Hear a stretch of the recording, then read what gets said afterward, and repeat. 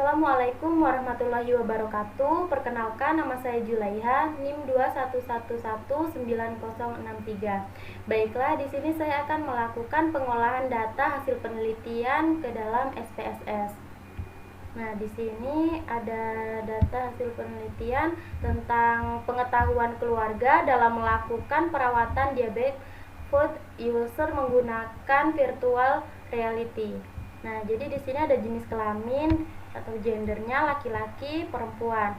Kemudian ini data sebelum dilakukan penelitian. Nah, kemudian ini data sesudah penelitian.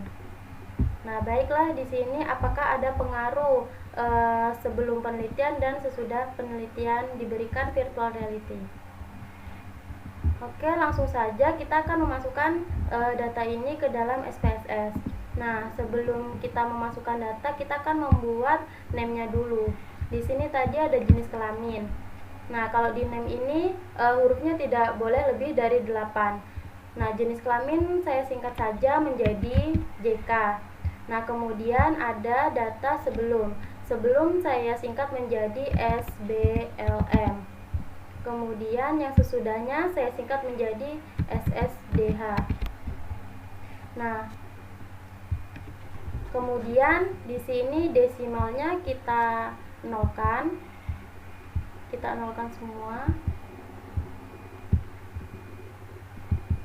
Nah, untuk label ini kepanjangan dari singkatan di nama. JK itu tadi jenis kelamin. Nah, kalau di label ini boleh dikasih spasi dan boleh lebih dari 8 huruf. Kemudian ini sebelum. Ini sesudah.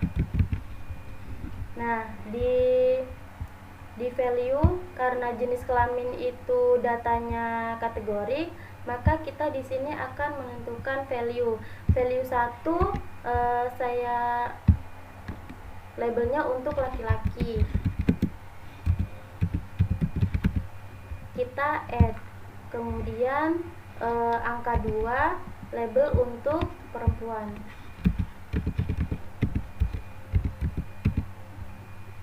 Kemudian kita add. Kemudian kita klik OK. Nah, untuk align-nya saya menggunakan center semua.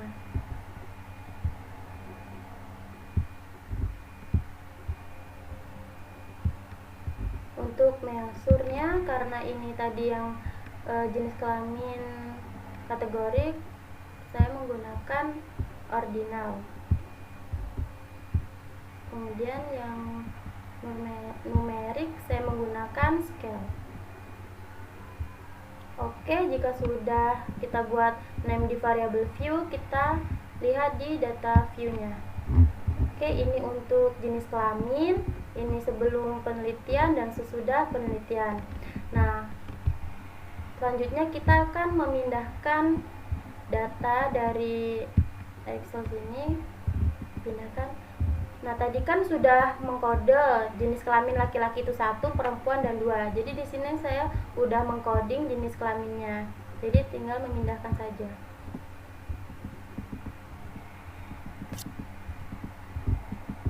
Oke.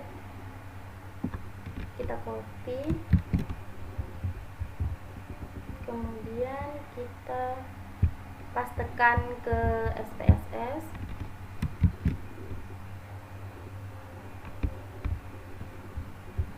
Kemudian kita pindahkan data sebelum penelitian.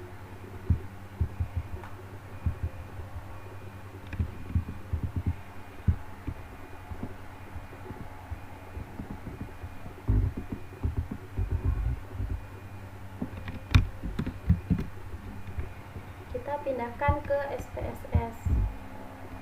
Sini paste.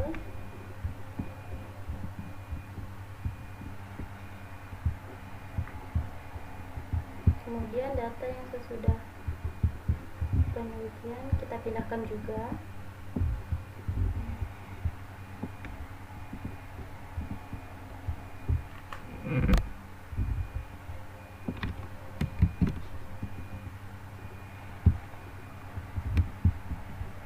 paste di SPSS. Nah, jika datanya sudah dipastikan benar, di sini saya akan menggunakan uji Paired Sample T-Test dengan SPSS. Nah, konsep dasar Paired Sample T ini dimana untuk mengetahui apakah terdapat perbedaan rata-rata dua sampel yang berpasangan. Nah, data sampel yang dimaksud adalah sampel yang sama namun mempunyai dua data. Uji Paired Sample T-Test merupakan bagian dari statistik parametrik. Oleh karena itu, sebagaimana aturan dalam statistik parametrik, data penelitian haruslah berdistribusi normal. Nah, jadi sebelum dilakukan uji Paired Sample T, dilakukan dulu uji normalitas dan data tersebut harus berdistribusi normal. Baru kita bisa lanjut ke uji Paired Sample T-Test.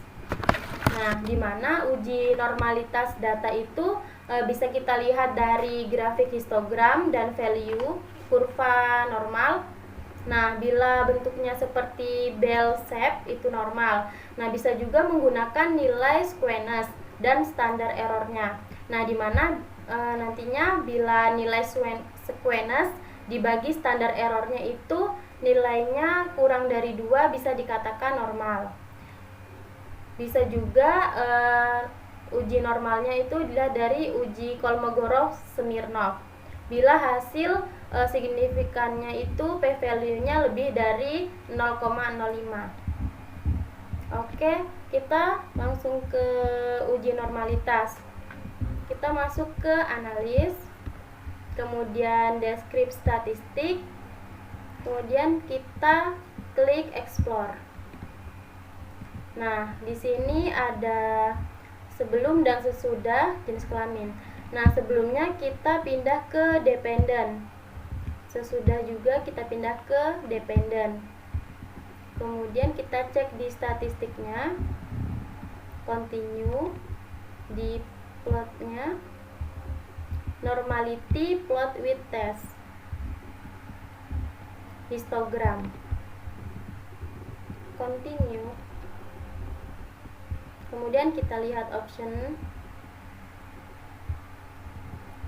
Oke, jika sudah kita klik. Kita lihat apakah datanya normal.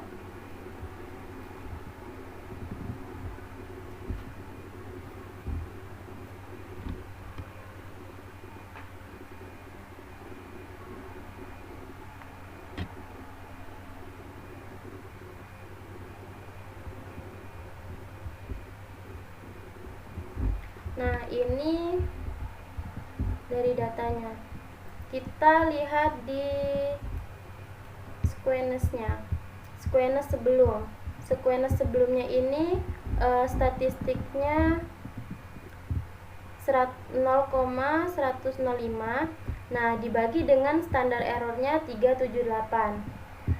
Hasilnya 0,27. Itu kurang dari 2. Jadi sebelumnya datanya normal. Kemudian kita lihat di squamous yang sesudahnya. Ini 0,122 dibagi 0,378. Itu hasilnya 0,32. Kurang dari 2. Maka datanya bisa dikatakan normal. Oke, jika sudah kita kembali ke datanya. Nah, jika datanya sudah normal, kita langsung melakukan olah data. Saya menggunakan Paired Sample T. Kita masuk ke analis. Kemudian kita di comparement, di Paired Sample T-Test. Oke, di sini ada variabel 1 dan variabel 2. Kita masukkan data sebelum ini ke variabel 1. Yang sesudah ke variabel 2. Nah, jika sudah kita klik OK. Oke, kita lihat hasilnya di Paired Sample. Paired sample statistik. Nah, ini mean atau rata-rata. Ini data rata-rata sebelumnya 52, rata-rata sesudahnya 73. Nah, ini n sampelnya 39 semua. Kemudian di sini ada paired sample correlation, apakah ada hubungan atau pengaruh. Nah, di mana hubungan ini jika kurang dari 0,05 itu bisa dikatakan ada pengaruh atau hubungan. Nah, oke, kita lihat di paired sample test. Ini kita lihat di signifikan 2 tailet. Nah, di sini jika nilai signifikan 2 tailetnya itu kurang dari 0,05, maka terdapat perbedaan yang signifikan antara hasil penelitian sebelum dan sesudah dilakukan penelitian. Nah, jika nilai signifikannya 2 tailetnya lebih dari 0,05, maka tidak terdapat perbedaan yang signifikan pre dan post penelitian. Nah, pengambilan keputusan. Nah, karena di sini nilai signifikannya itu 0,000. Nah, diketahui bahwa nilai signifikan kurang dari 0,05, maka kita dapat simpulkan bahwa terdapat perbedaan dalam penelitian yang nyata antara hasil penelitian pre dan post menggunakan virtual reality. Dengan menggunakan virtual reality dapat meningkatkan pengetahuan keluarga dalam melakukan perawatan diabetic foot ulcer. Jadi di sini ada pengaruhnya. Oke, cukup sekian penjelasan dari saya. Apabila ada kurang, saya mohon maaf. Kepada Allah saya mohon ampun. Saya akhiri, wabillahi taufiq wal hidayah. Wassalamualaikum warahmatullahi wabarakatuh.